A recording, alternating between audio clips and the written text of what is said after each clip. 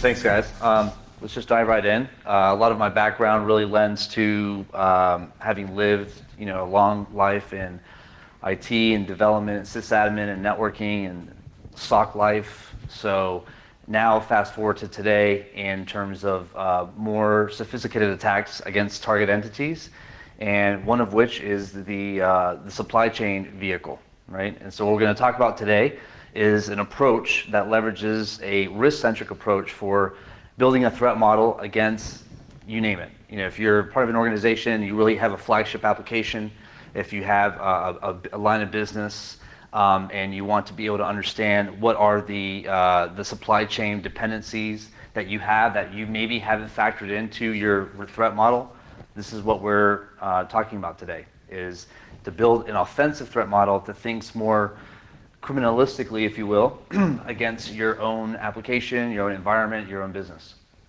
So just defining supply chain, there's a lot of things that really translate to supply chain. There's obviously, from a technology sense, we have software, we have embedded components, compiled binaries, compiled code, we have code off the shelf. there's a lot of different things, but what we also need to consider services. And recently, in the news, everyone's heard about the Nord VPN hack, and there's some service-related components there that they were sleeping on that allow them to be in the situation they're in. And I think this is a common situation that we're going to see more and more, because as organizations close the front doors, so to speak, on their application environments, you got to think about, as a criminal, you got to think about those side doors or other ways in to basically have more of a sophisticated way into the environment, maybe for a longer term play, attack play that's a little bit more sophisticated in nature. And we're gonna go through an example with one of the major infrastructure players in the United States in a moment. Now, for those of you who are familiar, either from a consumer side or maybe as an employee or maybe as a manager, operations. Let's take a look at this, figure here of an operational model. And, as an operations, first of all, I talked earlier on about a risk-centric approach. And let me just quickly define that risk is a result of threat times the probability of that threat times a weakness times a level of impact over a sense of a countermeasure, or something to withstand some of the negative aspects of an attack pattern or something like that. So when we talk about risk, we have to understand impact and weakness and vulnerability and threat motives and probability. Otherwise, we're just unilaterally just using one thing like a weakness and say, and we carry that weakness and say, we have a problem here, when you don't factor in things like probability and stuff like that. So let's look at an example here of an operations center. Though you could, in this fictitious example, in order to do a risk-centric threat model, you might have someone that is trying to understand, you want to understand what is the impact that this operational center has in terms of as a pain point. You even want to do that as a criminal. You want to do that as an offensive adversarial actor because, for different reasons. For example, let's say that we're all dissidents of a company, we're angry at a company for whatever reason, and we want to hit them where it hurts, right? It's a tactical plan to do that. So you want to be able to understand what are the high impact scenarios for that operations, whether it be an application or a broader set of operations. So you have someone here that says, hey, I'm kind of concerned about some of the information that we manage in this operational model, and I want to make sure, I don't know if we really are keeping our stuff secure. And then from a continuity side, supply chain, if you think about like Walmart, if you think about like Amazon, if you think about other major retailers, global players, or even like human resource service models like Capgemini, right? That's a supply chain aspect. They're involved in so many different types of business process outsourcing. You want to think about availability. availability of not just services, but also humans. What about if you have to consider things like pandemics or deliberate types of advanced attacks against humans, terrorist attacks and stuff like that. So that basically factors in the impact assessment approach, right? It factors in like where do we want to hit our target? What's going to make them hurt? From a defensive side, when we're looking at threat models, here's a common question, and this is the question that actually got ignored, is like, what is my attack surface, right? And the details around that, which has been made public, is that there's disparate infrastructure worldwide that particular B2C company had, and they basically had some infrastructure that was run by a third party, and it was poorly managed and run. And so understanding your attack surface of locations, of networks, of components, as we look at the shaded background here, this is an operations centers where you have shipping trucks pull up. There's scanner guns, that you have Wi-Fi networks, you have local servers that are basically maybe like printing labels, maybe that has a local database of personal information. So as we're exploring this idea of an offensive threat model, we need to look at this environment in a more criminalistic sense. Is like, what do I want to get out of this? Do I want to make sure that that I hit them where it hurts, as it relates to their service delivery, maybe availability, or do I want to compromise some of their data? Obviously, the inherent issue of security. This guy who's maybe the IT admin, who maybe has some concerns about the attack surface, is trying to understand not only what do I run, but what is the inherent configuration of the systems and network services and technology that I'm using. So from a supply chain standpoint, there's the easy low-hanging fruit of default anything, right? I've been to a lot of different, let's talk about healthcare for a second. A lot of healthcare organizations outsource their IT, right? You're talking about healthcare systems, hospital systems. And so you have an aspect of, you have IT service providers that are configuring, managing everything from towers to laptops, but also equipment. So all these things have credentials, all these things have services, all these things could be reached by some rogue actor on the network. So again, we're getting this offensive threat model mentality in play. And obviously the thing relates also to the architecture. Do we have a flat architecture? We want to consider all these things when we're doing an offensive threat model, because as we introduce this kind of proverbial looking shady character into the picture, the right way to do an offensive threat model is to think from a criminal standpoint.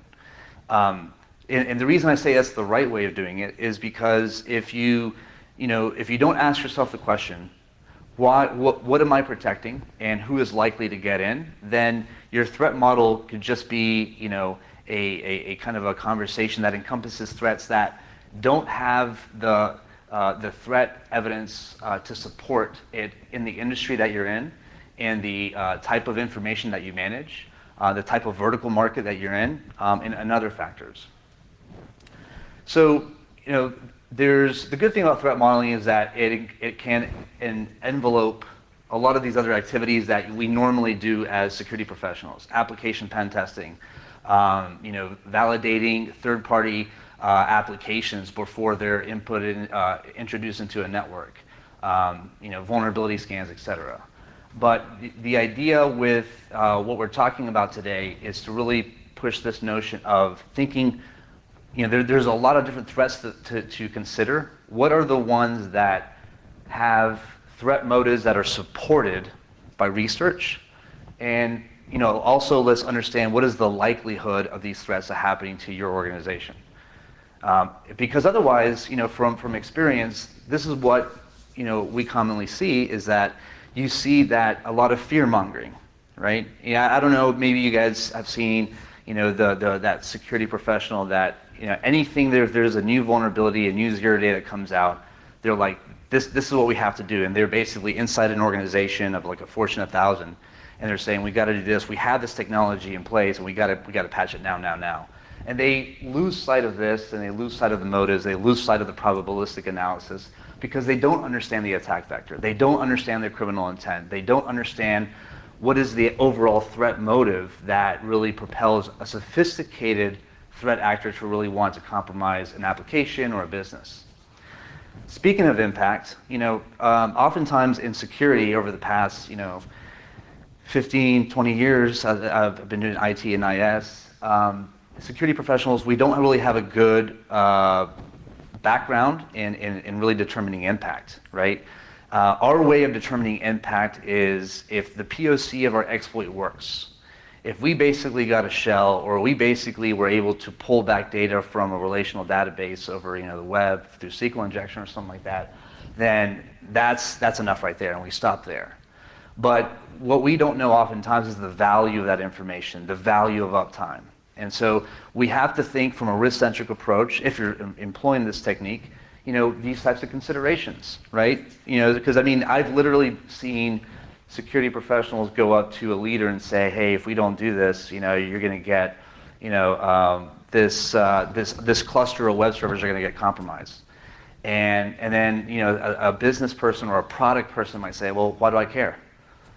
Why do I care? And someone else has to really kind of do the math and say, well, downtime, this will only be down for right now, it would be down for 8 hours. And maybe 8 hours is nothing to them, compared to the amount of effort to remediate, right? And so the reality is, as we see hacks du jour, breaches du jour every week, whether it be, Nord or anyone else, we're seeing that, businesses are kind of rolling the dice.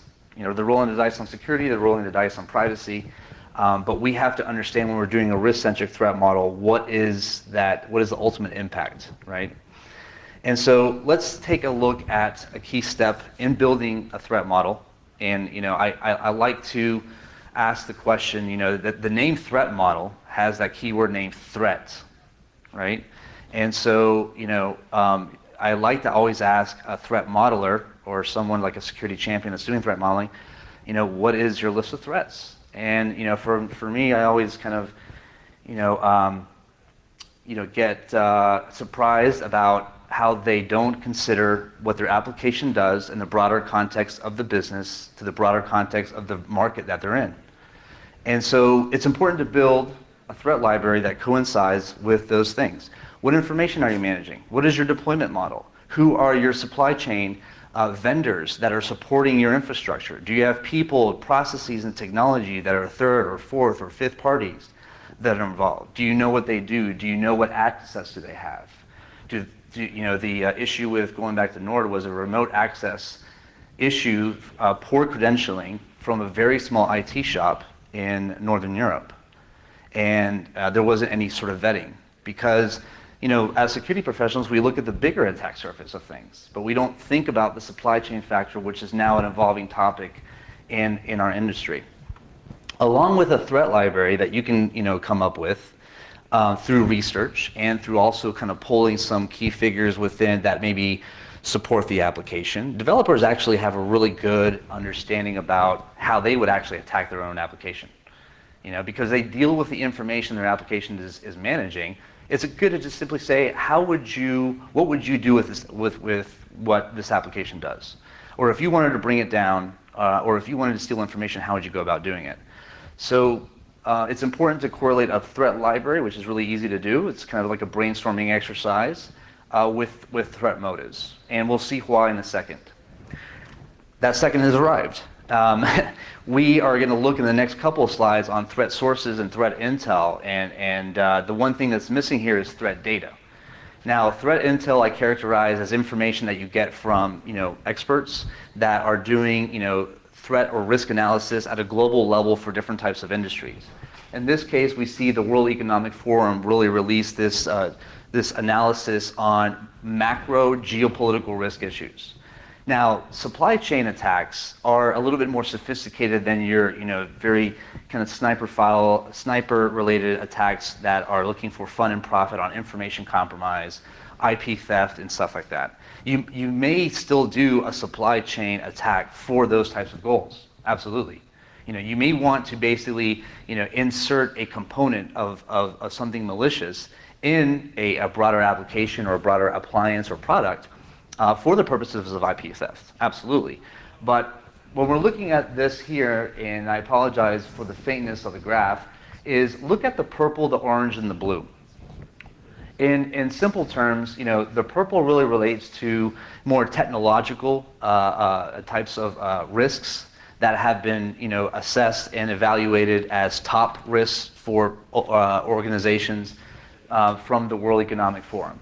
Now, this day and age, there's a lot of interesting geopolitical issues that are happening worldwide, not only in this country, but abroad as it relates to trade, as it relates to economic development of different economies in Africa and South America, currency backing, currency hedging, influencing financial markets. All of these things, if you think about the right supply chain attack, to the right target entity, New York Stock Exchange, some sort of like major impactful company like even Amazon or some transportation, Department of Transportation, health services, anything that's critical or that provides a meaningful impact to economies, then you're going to basically need a more sophisticated hack, of which you need to consider how does geopolitical risk factors translate to more sophisticated supply chain attacks. This is from the World Economic Forum. This one's from the Global Risk Interconnections report that came out in 2019. And the thing to highlight here are kind of the boldness of different lines. And again, focus on the purple, the orange, and the blue here.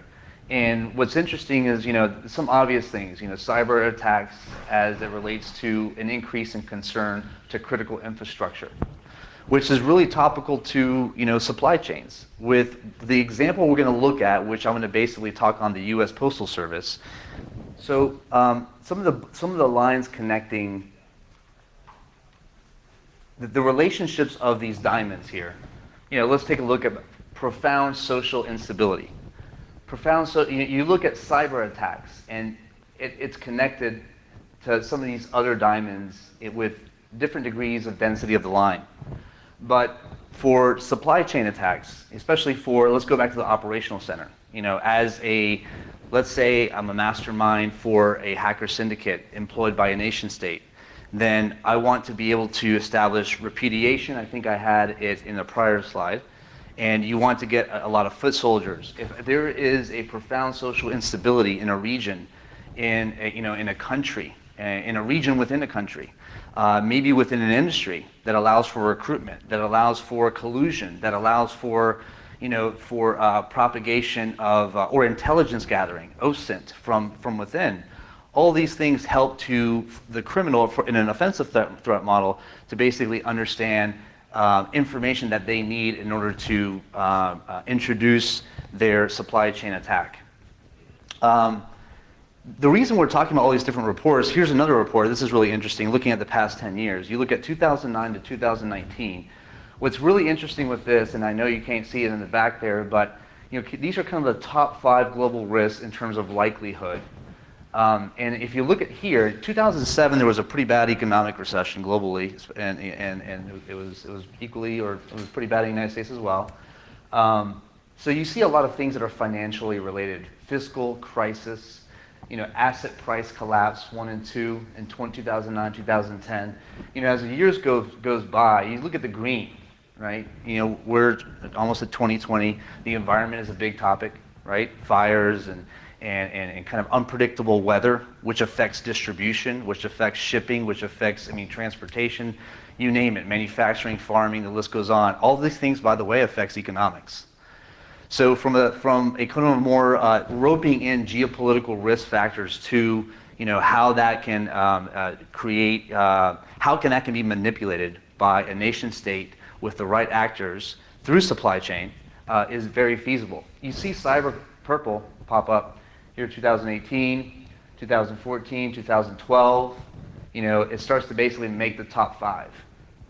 And so the point with the last 3 slides is when you're doing threat modeling, it's important to have the background of what the threat landscape is. And it doesn't really take a lot to research that. And yeah, My opening statement was like, I dream of bankrupting the security industry with greater automation and artificial intelligence, stuff like that. There's a lot that you can do with correlation of data. There's a lot you can do with aggregating massive amounts of data to do regression analysis and stuff like that. But at the end of the day, if you want to be a really good threat modeler, it's really trying to understand, and you're working for a multinational company, then it's really important to understand where you fit and how geopolitical risk factors affect you. Just to wrap up there on the threat intelligence side, these are obviously more geopolitical risk threat intelligence. This is not your typical APT-41 or APT-3 type of threat intelligence like you might get from like a Mandiant or whatever. But here's just additional things that as you're building out your threat library, and let's say that you are in manufacturing, let's say that you are in transportation, you want to be able to kind of consider what are some of the barometers or what are some of the things that globally other major companies, players, governments are seeing, because that should factor into your mindset when you're building an offensive threat model. All right. I promised a sample threat model overview with the U.S. Postal Service, and here it is. Some fun facts about the U.S. Postal Service is that it basically handles more mail than any other postal service system in the world. Retail network is larger than McDonald's, Starbucks, and Walmart combined, which is really interesting. And it's traditionally the last provider of last mile delivery, which basically means like even players like Amazon are using the U.S. Postal Service to do that last mile delivery. So, as we think about a threat model for them, one of the natural things is relates to continuity. The Postal Service, sure, has information on citizens. It might have, obviously, continuity. The continuity of it delivering its services affects the companies like Walmart, like Amazon, like Target that are using it for last mile delivery. It also, affects, government services. How much does the government, state, municipalities use the U.S. Postal Service to send, different types of government documents? So there's a lot of things that pass through the U.S. Postal Service, and I mentioned two particular types of threats that should be in a threat library. One is related to affecting the continuity of it, maybe through a type of sabotage attack, maybe through a type of extortion play. The U.S. government, the U.S. Postal Service is autonomous outside of the U.S. government, but they have money to spare if they're in a situation where some of their key systems are all simultaneously bricked or components within those systems are bricked and they don't have the redundancy. And downtime in days could equate to some level of financial loss and an actual economic impact for some of its own customers. So that's just playing off of the extortion play, which is one of the threats that have been super hot over the past couple of years with multiple different vertical markets. So I like to basically have this overview. When I do a threat model, this really kind of captures what is the attack surface? And you can get, if you're doing an application threat model, you can get as granular as you want. You can basically make these to be an enumerated list of API endpoints, maybe of different daemons that are running that are key, maybe different batch jobs that are super important, server-side operations, you name it. So let's talk about some of the components of the U.S. Postal Service. Now, I'm going to talk about two. One is the delivery bar mail sorters. And these mail sorters, and I don't know if you remember, I had the benefit of taking a tour of some of these facilities, and they're quite impressive. I mean, they're like much bigger than a football field, and you have these massive machines that are just pumping through, different parcels, catalogs, 8 by 11, all boxes and everything, and then all systematically, you have these sorters to basically sort where things go, and it's amazing. What's really amazing is that you have this downtime requirement. If something stops, you have 10 minutes before you go to the next sub level, and so here is the kind of a blueprint of one of their other kind of products that they use. It's called the Advanced Facer Cancellation System. It's a pretty fancy name, and it's capable of processing 30,000 pieces of mail per hour. Like I said, they have an escalated downtime of 10 minutes. I mean, this system here is much bigger than this room. And it basically has all these moving parts, chutes and rollers and all these different things.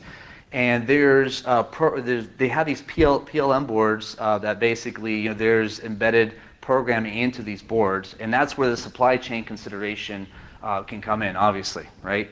Because they, and like most other operational places similar to them in terms of warehouse operations, they're not taking the time to vet that third party that is providing the hardware that has that code base. So from an offensive standpoint, thinking about what is the possibility of being able to affect the supply chain to those providers of these types of systems, and being able to have a concerted attack that's time-based that affects a major distribution center. So that's the concerted effort where even you could do this across multiple different distribution facilities and really impact mail distribution regionally, at least through the southeast or the northeast, et cetera. Now, obviously, that the goal in doing that is, let me get my hands on one of these boards, which is not hard. Let me actually understand the code base, which also might not be hard if you're able to reverse it or even get the source from the manufacturer. There's many ways to do that through social engineering of the company, because they want to exemplify how good their code is or whatever. They want to be able to answer any sort of bogus security questions related to the code base, and so therefore they cough up more than they really need to. But the traditional aspect of just simply doing VR, vulnerability research, on compiled binaries and doing the reversing and seeing if there's some sort of way to do a command injection and then package it up and then introduce it back to the vendor for the U.S. Postal Service. What is one of the easiest ways to introduce tainted materials or components is price discounting. So if you're really a smart adversarial individual or group or entity, you simply have an exact looking product, you put your malicious payload after you've basically decompiled, reversed, and then infiltrated the code base and repackaged, and you offer it at a complete discount. And your end goal is really not to make money on that supply chain aspect. Your end goal is the extortion play, where basically you're holding the keys to bouncing back with the U.S. Postal Service and saying, here's the corrected issue, if you want to basically get back and running within X amount of time. What's helpful in doing these types of exercises is building attack trees. I like attack trees. Some people like kill chains simply because you build your threat library that we had earlier in the presentation, and then for each threat that you have in your library, you can build a tree. And the idea in a risk-centric approach is that you can take this as far down in multiple levels, is that you basically, how would sabotage happen for a target application, a target system, and how would that be realized? And so you basically look at, well, what are the targets? Obviously, you don't want to target a component that is going to not affect continuity of business. That would be pretty worthless in terms of a strategy. So you want to define now we're thinking more, if we're all working for an organization, we need to understand obviously our attack surface, our targets, and we need to see what sort of associated vulnerabilities or weaknesses are associated with those components, and then see what the viability is of different attack patterns against those weaknesses that have been identified.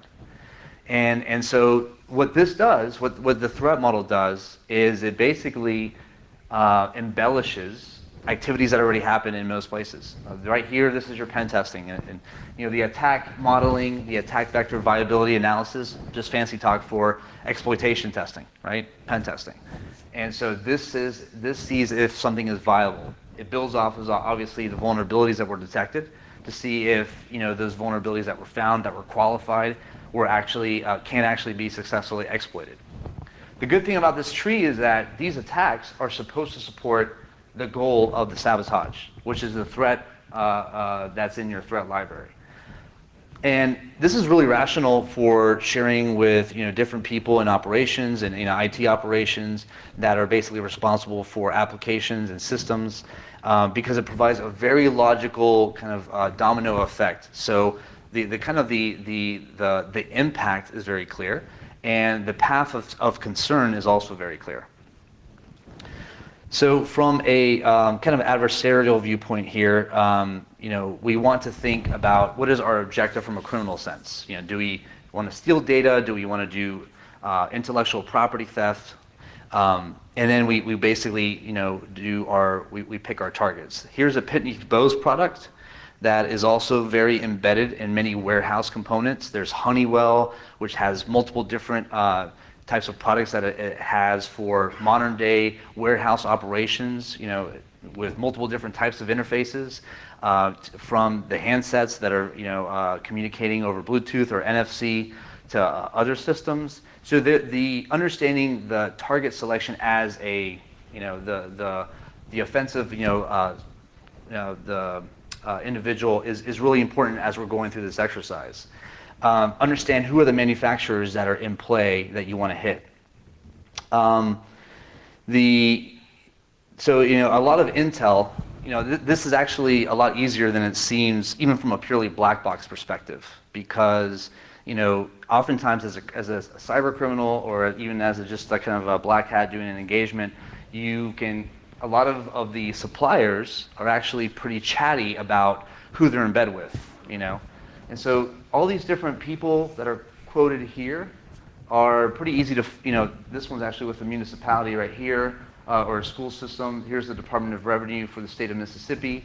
So you begin to see who's advertising their use of a particular component that maybe you've actually paid $100,000 for a 0-day on, and it's something that relates to a component, and you just want to basically say, where does this component fit in my global set of possible targets? And so if you basically are, again, this is for the criminal, group, if you're basically out there and you're buying up 0 days and you want to weaponize them, you want to be able to shop around and see, where do I weaponize this against? This is a tool that we built, is also from a defensive standpoint. It basically aggregates a lot of things that are out there just to kind of understand the attack surface, exposed APIs, hardware components, different types of human operators as targets as well, in order to do collusion, in order to do different types of perpetration for different types of targeted social engineering campaigns. And this, from the geopolitical risk standpoint, you better believe that that there are syndicates and nation states that are employing these types of techniques on the regular basis. So this is really nothing new for anybody. But what it is new is trying to basically put this all into an offensive threat model, right? Is an offensive threat model where you can exercise this. One of the things about going back to the U.S. Postal Service and other types of operations such as that, warehouse operations, is that there's an implicit trust model that exists between components. Not only software components, but the components that are related to third and fourth parties or code off the shelf or appliances. There's any good IT person gone bad, hence the black spy versus spy character there, would be very knowledgeable of that. And so abusing that implicit trust model is already an inherent kind of low-hanging fruit or gimme, if you will, for the adversary. Here we just see some data flows between controller, an HMI component, and some of the an IPC process, and understanding. I'm providing this example because most of the examples I've provided have been a little bit less on the embedded component or the application side. This is more of if you have one application and you see that it has different components in it, you want to be able to understand how is your communication. Typically there's some sort of acknowledgement. It's very simple communication, but you want to be able to understand the trust model between these components. All right. So we've talked about motive, we've talked about understanding attack surface, we've talked about using different types of threat intelligence to kind of substantiate a threat library. Now it comes times to really kind of establishing credibility on certain types of threats. And like I said, the U.S. Postal Service has actually been in the news and has had incidents before. So here's one from 2018. U.S. Postal Service site exposed data for 60 million users. They have this fairly new, it's a couple years old, product or application called Informed Delivery. It's been dubbed a stalker's dream. So it's basically a web-based application and allows for, from an adversarial person to really kind of find out massive amounts of personal information for those that are in the USPS system. But these things have been in the news and in the past. And so from a threat modeling perspective, if you have incidents or if you have intel, it helps to basically substantiate what's in your threat library. That's the point of really making sure that when you build a threat library, you sustain it with evidence, with research. Now, let's talk about things from a defensive side, hence the white spy versus spy character, is a prescriptive guidance that you can do for using an offensive threat model from a defensive side, is that it builds context of what you should really focus on first, right? So, most operations and most businesses, they say, well, we need to have this, we need to have vulnerability management, we need to have a SOC, we need to have, a SIEM and this, that, and the other, and they don't really think about the strategy of it, right? If you understand the context of threats that you face as an entity within an industry because of the data that you have, because of the architecture of your applications, because of the deployment model, because of your supply chain of your vendors and what they do, it adds context. And so with that, you can basically wrap your model to govern, understanding what is the attack surface that we need to know. And I mentioned different stages of PASTA. If you're interested in PASTA, just Google PASTA and threat modeling, and you'll find some sources and visual diagrams and stuff like that. It also helps from a white hat perspective to do abuse cases that fulfill threat objectives. Oftentimes, you might actually pay for someone to do a pen test, and they're just going to go full hog based upon what a framework might do. Metasploit says, or Canvas says, or Hailstorm says, or whatever. And that's not what criminals do. Criminals are thinking through what they want. Good criminals are thinking about how they want to get in and how they want to establish persistence, etc. So if persistence is a threat that you want to mitigate, then think about what are the components that architecturally don't have are most susceptible to fall into that. But all these different stages help to define, use a threat model to leverage what vulnerabilities to triage first, how the vulnerabilities relate to that attack surface so that you can build that customized tree, and then actually do the type of exploit testing that provides that variable in the risk equation, which is probabilistic analysis. There was a colleague of mine, I think he was in Minnesota or something like that. He had this product that basically what it did is did regression analysis on exploit testing. And he used the regression analysis to basically qualify the probability of a certain attack to being successful.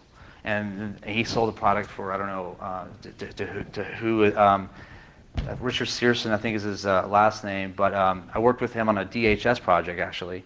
And it was really interesting because it helped to qualify the probability of a certain attack pattern against an application or against a system. But going back to leveraging a threat model and some prescriptive guidance is, there's things that, from a risk perspective, that go beyond just simply preemptive mitigation of vulns, reducing an attack surface, better architecture. There's things like understanding what is the business aspect of what the system or application does. There might be regulatory requirements that alone might be a business impact to consider. There might be legal requirements. And so if you look at the different stages, it kind of walks you through some considerations to leverage as part of a risk-centric approach. The final thoughts, here's some final thoughts. I've always been a kind of a cynic with Gartner. And the reason I'm a cynic with Gartner, I have been, because there seems to be a lot of organizations that kind of live and die their security programs on what Gartner says. And I'm not criticizing that, but I just wanted to mention this because some people take credence to a lot of what the analysts say there, and this is actually a pretty decent one. Software and hardware-based supply chain attacks are trending up. This is no surprise to anyone. This is why you guys are probably interested in this talk. The difference is being able to not just run out the door and say supply chain, where do I start, but to kind of take a step back and form an opinion of a threat model, and then look at that threat model and apply it offensively against whatever your target is. Some of the risks that we're seeing that are escalating and changing. 2017 saw a dramatic rise in supply chain attacks over the previous year. That's 200% increase. So if you don't have supply chain attacks, and the components that your supply chain dependencies consist of, then it probably is worth consideration. Typical attacks cost 1.1 million. Physical attackers can hijack a truck, harm a driver, etc.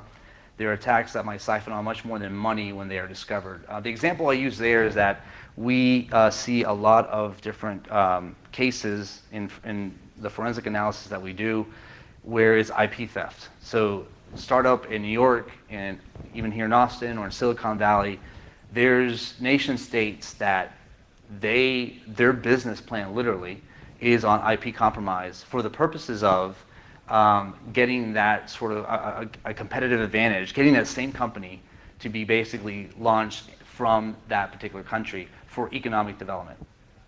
So if you can steal someone else's IP, you're completely curtailing the biz dev cycle of the software, the engineering, the architecture, and if you're lucky, you can even get some revenues or target markets. You can discount and then you can go to market. So all that heavy work that a US company did is basically now being profited by a nation state that basically is looking to bolster their economic advancements, because any one idea could be a multi-billion-dollar industry for them, led by one player that leads to 5 other players. I'm going to skip this slide real quick, and I'm just going to dive into this and say, a lot of people use Stride, and this is my basically visual representation of Stride, because it hasn't evolved. It's a nice acronym to remember, to basically use. It makes it simple, but simple acronyms that are going to be static, that encompass a static list of threats: spoofing, tampering of data, repudiation, information disclosure, in a very dynamic and ever-changing threat landscape is pointless, in my opinion. But that's just why I think that a lot of people that use it are going to be ill-prepared and not thinking outside the box, because you better believe that criminals are very much thinking outside the box.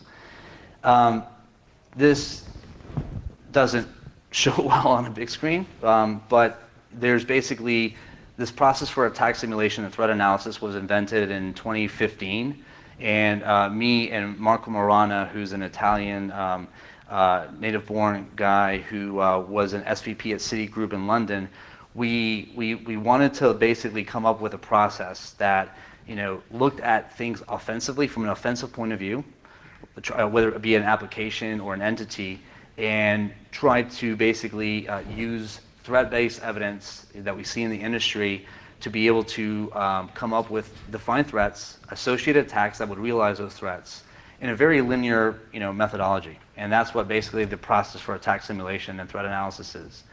It's a risk-centric approach to threat modeling. There's a lot of inputs and outputs related to each stage. The great thing about it is that it's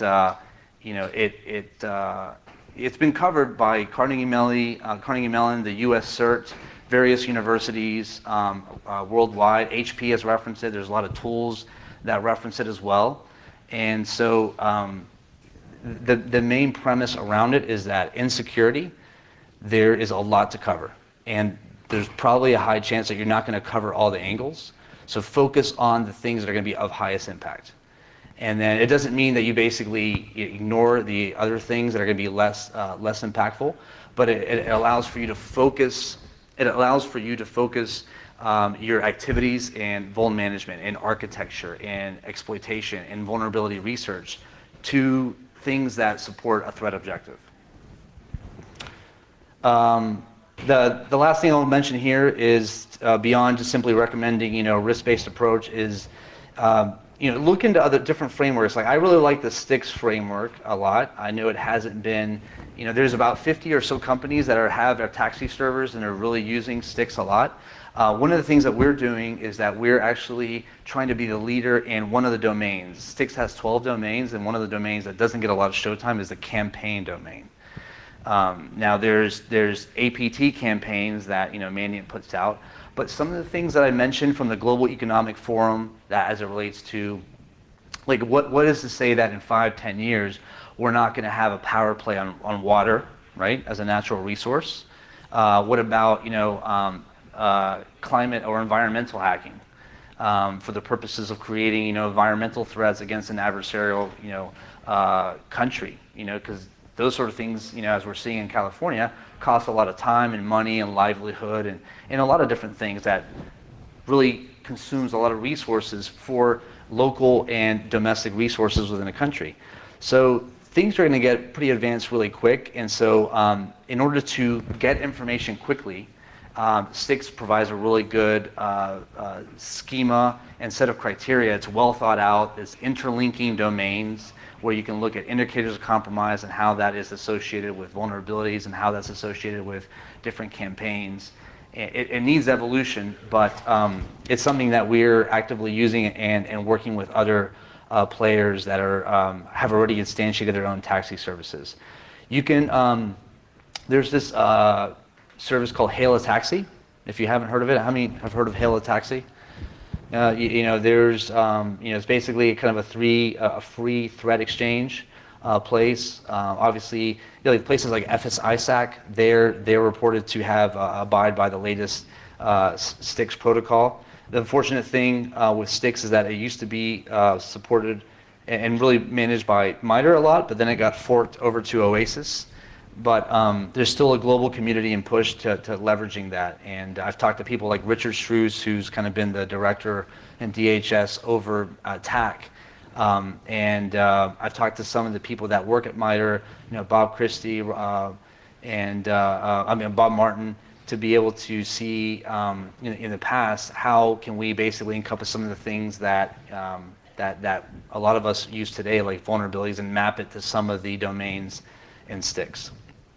If you have specific questions on risk-centric threat models, if you have any questions on the talk, please feel free to follow me on LinkedIn or Twitter. Okay, well, as a token of our appreciation from LASCON, we'd like to present you with this gift. Awesome, thank you, appreciate it. All right, thank you. Thanks, guys.